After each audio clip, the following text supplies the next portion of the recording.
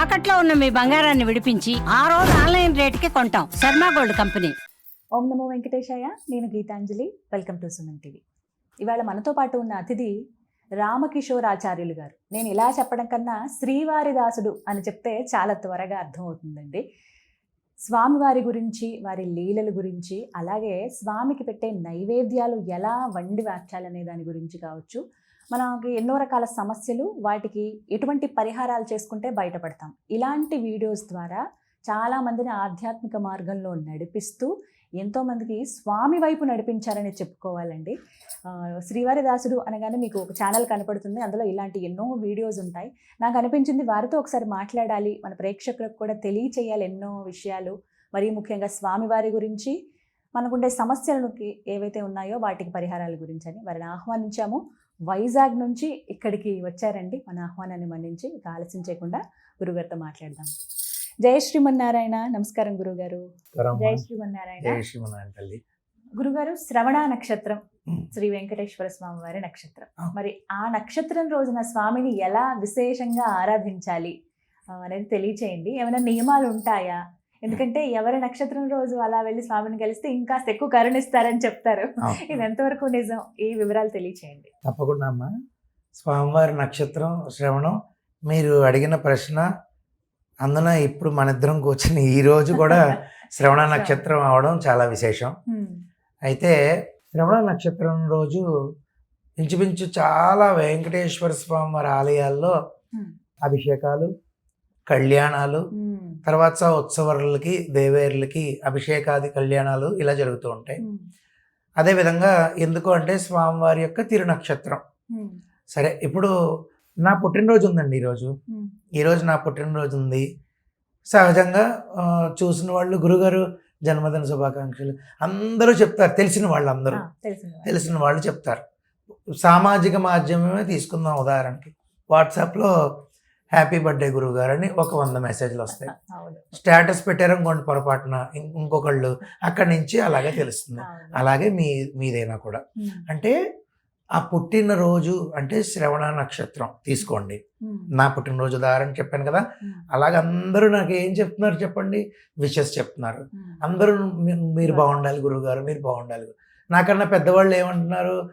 ఒరే ఆయుష్మాన్ భవ, ఒరే ఇంకా మంచి యశస్వి సంపాదించు, మంచి కీర్తి ప్రతిష్టలు సంపాదించు, నువ్వు బాగుండు, ఇంకా విద్య ఇంకా నువ్వు చదువుకోవాలి, అలాగా అంటారు. అలాగా ఆయన నక్షత్రం రోజు మనం ఆయన బాగుండాలని ఆయనకి విషెస్ చెప్పాలనుకోండి.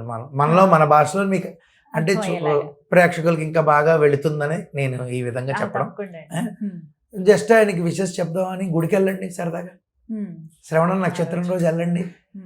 అదే శ్రవణ నక్షత్రంలో జన్మించిన వారు ఉన్నారనుకోండి ఉదాహరణకి, వెళ్ళండి. ఆ రోజు వెళ్ళి ఒక 108 పువ్వులు, కేవలం 108 పువ్వులు శుభ్రంగా తొడిమ తీసేసేసి, చామంతి పూలు అవి అయితే, వాస్తవానికి పెద్దలు చెప్పిన వాక్ అయితే కనుక శ్రవణ నక్షత్రం రోజు నీలం కలర్లో ఉన్నటువంటి శంఖం పువ్వులతో పూజ చేసుకుంటే అద్భుతమైన ఫలితం చూస్తారు.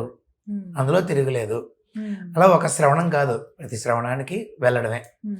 ఆ పువ్వులు ఇచ్చినప్పుడు 108 పువ్వులు కాదు, 200 పువ్వులు ఇచ్చిన కవర్లో అందులోంచి తీసినప్పుడు అన్ని పువ్వులు ఈ విడిపోయినట్టు ఉండకూడదు. అందుకనే ఆయన 108 పువ్వులు కూడా అడగట్లే. ఇప్పుడు నేను చెప్పిన దానికి కారణం అష్టోత్తరానికి 108 నామాలకి ఒక్కొక్క పువ్వు ఉండాలి అని తృప్తి కోసం. మన తృప్తి ఆయన అడిగింది కాదు. ఒక్క పువ్వు ఇచ్చినా ఆయన సంతోషపడతారు. కాబట్టి అందంగా ఉన్న పువ్వుని ఇవ్వగలిగితే 108 పువ్వులు నీట్గాను, శంఖం పువ్వులు, నీలం కలర్లో ఉన్న శంఖం పువ్వులు తీసుకువెళ్ళి ఆయనకి శుభ్రంగా మీ గోత్రనామాలు విన్నపం చేసి, స్వామివారి పుట్టిన తిరునక్షత్రం రోజు కాబట్టి విశేషంగా అర్చన చేయించుకుని అర్చకులతో సంతోషంగా స్వామివారి యొక్క తీర్థపాదుకులు తీసుకుని ఆ రోజు చక్కెర పొంగలి లేదా లోక కళ్యాణార్థం స్వామి చల్లగా ఉండాలి, సంతోషంగా ఉండాలంటే రెండోది దద్దోజనం, పెరుగన్నం లేదా చక్కెర పొంగలి.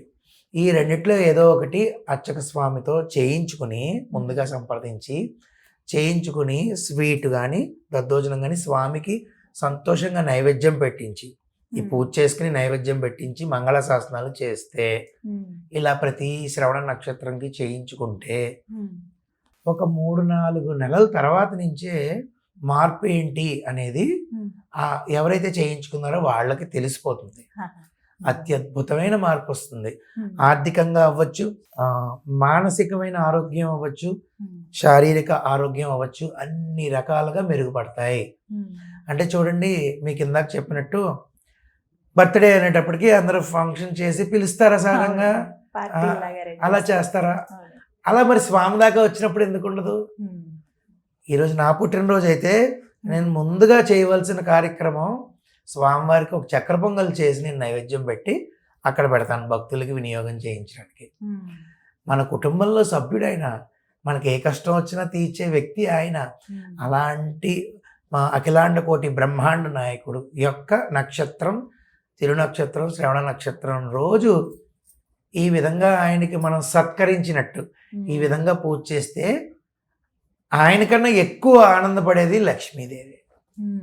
ఆయన ఆరాధన చేస్తే ఆయనకన్నా ఎక్కువగా ఆనందపడేది లక్ష్మీదేవి. వెంటనే వచ్చి మన ఇంట్లోకి వచ్చి అమ్మవారు మనకు ప్రతిష్ఠ అవుతారు. ఇంట్లో అన్ని రకాలుగా డబ్బులే కాదు, అన్ని ఇల్లంతా నిండుగా ఉండడం, అన్ని ద్రవ్యాలతో చుట్టాలు రావడం, వెళ్ళడం, అందరికీ వండడం, భోజనం పెట్టడం, అంతకన్నా లక్ష్మి ఉంది. ఆ విధంగా శ్రవణ నక్షత్రం అనేది చాలా విశేషమైన తిదమ్మ. ఆ నక్షత్రం కనుక ఈ విధంగా శుభ్రంగా నీలం శంఖం పువ్వులతో అర్చన చేయించుకుని స్వామివారికి భోగం పెట్టించి నైవేద్యం పెట్టించి కొంచెం ఇంటికి తీసుకెళ్ళి కొంచెం మిగిలింది అక్కడ పెట్టి అందరు భక్తులకి వినియోగం చేయించమంటే చాలా మంచి జరుగుతుంది. ఈ విధంగా ఆచరించాలి అన్నాం.